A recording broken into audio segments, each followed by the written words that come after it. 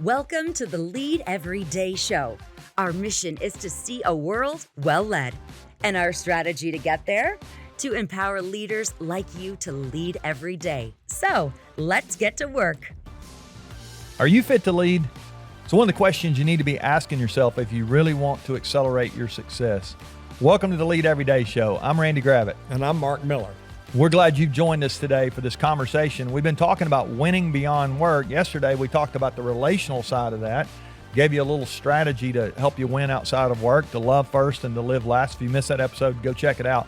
But today, we're gonna dive into an area that you and I are really not experts on, but we're fellow strugglers. We're on the journey. We're on the journey, but we know this is important. This idea of what we're just putting under the blanket of fitness. It's one of the ways that we win beyond work. And truthfully, it's an important area. It's huge. And it's something you don't ever stop. Yeah. Right. You get in shape and check the box, get things in order and yeah.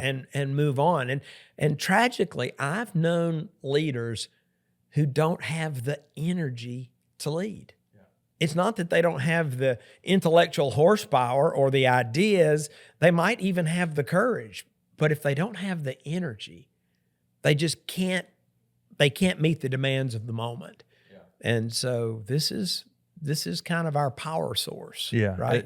It's huge. I mean, it really is. And I like what you say there. They don't have the energy, and that's maybe a good way for you to think about it. Do you have the energy right now? Even if you gave yourself a 1 to 10 scale, like what's your energy level? And it's much, I like to think of it oftentimes like my gas tank in my truck. If I'm out of gas, I mean, I got to put gas in it. It just won't run. I mean, it'll run, if it's running low, but at some point it runs out. We're in trouble. And I think our energy is that way. We need to keep that energy at a high level. Sure. I want to build on that. Yes, you've got to have the energy, but you also want an engine that will hit on all cylinders. Now, yeah. I'm not an auto mechanic, but I understand the way conceptually it works. Yeah. And each piston, each cylinder creates energy. It adds horsepower. Yeah. It adds efficiency. Yeah.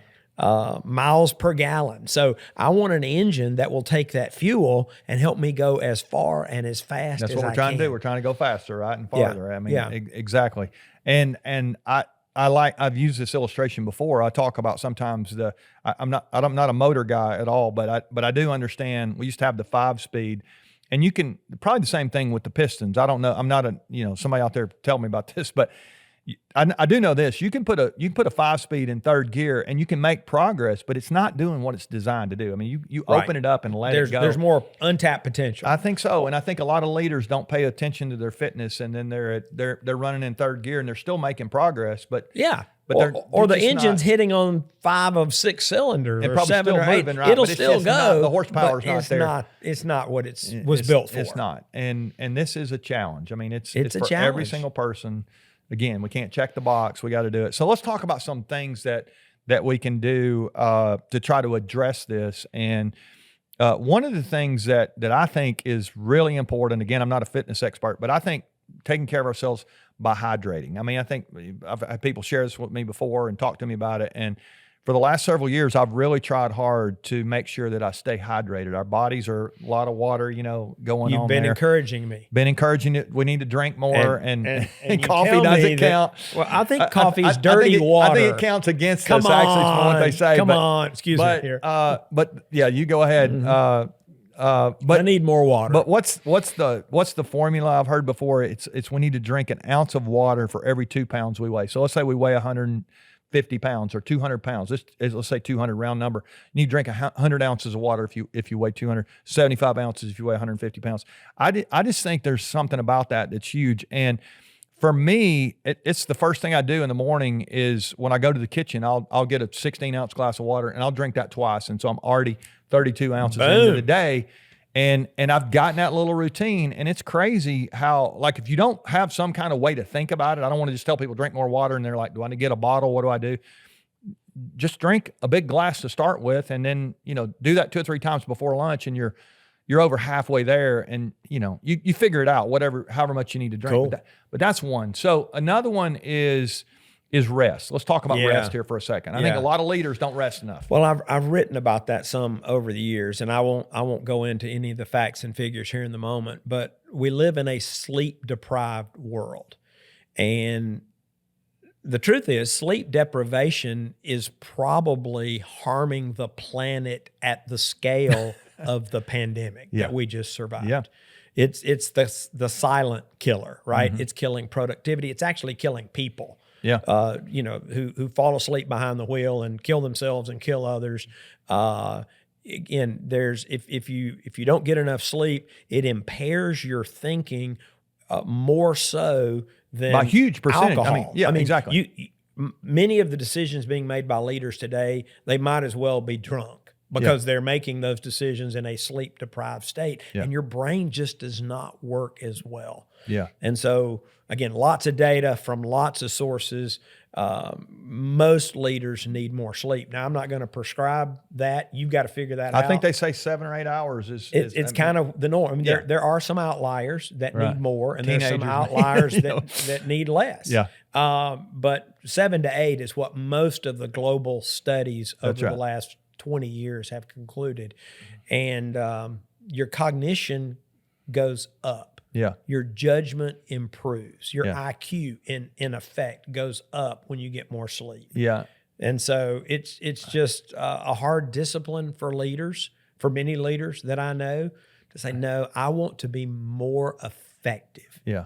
I think that's good. I think one of the things we can do to protect our sleep or help our sleep is de-screen maybe an hour before time for sleep. A lot of times if we're not careful, we're just scrolling on those screens all the time. And it actually, studies show it affects the way we sleep. And so cutting out some of the light, right before you go to bed. In the morning, I think same thing. Let's make the first hour of the day an hour where we're really not just addicted to our technology during that time. There's some things we can do to protect. So if we're underhydrated and we've not slept Sleep enough, deprived. we're sleep deprived. That's not what we want. No. So maybe get a drink of water and take a nap. That'd be our first couple of things we could do. But let's talk about nutrition here. I think it's one of the things that we probably don't as leaders talk about enough, but we know sugar's bad for us. I mean, too much. I mean, a lot of things. A lot there. of this is no. I mean, this I mean, whole it's this kinda whole common sense. episode is like, okay, this is all pretty obvious and maybe common sense, but we still have to act on it. Yeah, and so many leaders we're talking to are saying, "I needed to hear that." I mean, it's like they're not thinking about it enough. So that's another one. So You I should think be careful on what you eat. be careful on what you eat and It's when your you eat. it's back It's to your the fuel. fuel. Exactly. Overworking the It's analogy the just a gas. little bit. Yeah. It is. It's the fuel. Yeah. And are you? Somebody asked me one time. They said, "Would you pour salt in your engine? Would you pour sugar in your gas tank?" Like, no, it'd destroy the engine. Yeah. It's like, okay, well, that's kind of what you're doing to your body. Yeah. So maybe you need to make an adjustment there.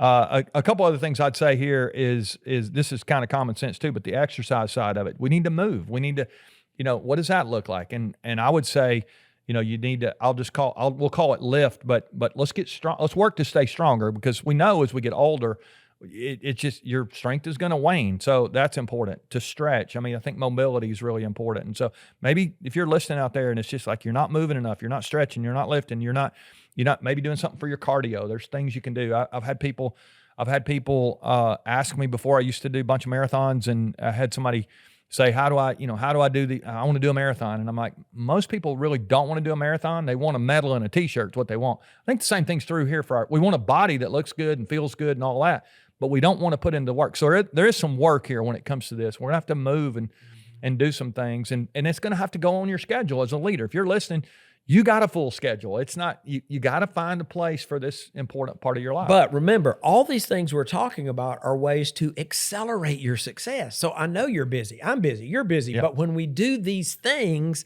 we actually get better mileage, right? Yeah. We're more efficient. We're more effective. We make better decisions. Yeah. We lead at a higher level. So that's why you do it, not because it's fun. That's exactly right. And when you don't do it, it actually slows you down. I mean, Right. you end up not firing on all cylinders, and you're tired and lethargic, Not making good and exhausted, decisions not and- making good decisions. I mean, on and on and on. Yeah. It happens. One more I'll give you to think about. I've got a daughter who says that we need 15 minutes of sunshine a day. Just getting outside. I think that's That's important as well. Is that Catherine? vitamin D. No, it's Rebecca. She's Okay. kind of into I all thought this. Catherine might be the one. No, well, she's kind of. She wants a lot of sunshine. She is sunshine. She is That's sunshine. right. But Rebecca is reminding us like we need 15 minutes of vitamin D. I mean, there's all kind of studies out there. You kind of know the answers to this test that we're talking about today. But I'm guessing if you're like me and like a lot of leaders I know, we've got resolution, we've got intent, but we don't have resolve. We're going to have to take some of that resolve, put it on our calendar, show up for those workouts, do the things you're supposed to, go to bed on time. I mean, like your mama's not coming at this point in your life telling you when to go to bed. You've got to own your fitness. And I think it's a huge thing. If we will do that, it really can accelerate our success and get us to that next level. So maybe you got some adjustments to do today. Maybe you just need to go take a nap. I don't know. You'll figure it out. But remember, the best leaders lead every day. Come back tomorrow. We're going to actually try to give you a little bit that might even help you with your money, which will be cool. We'll see you tomorrow.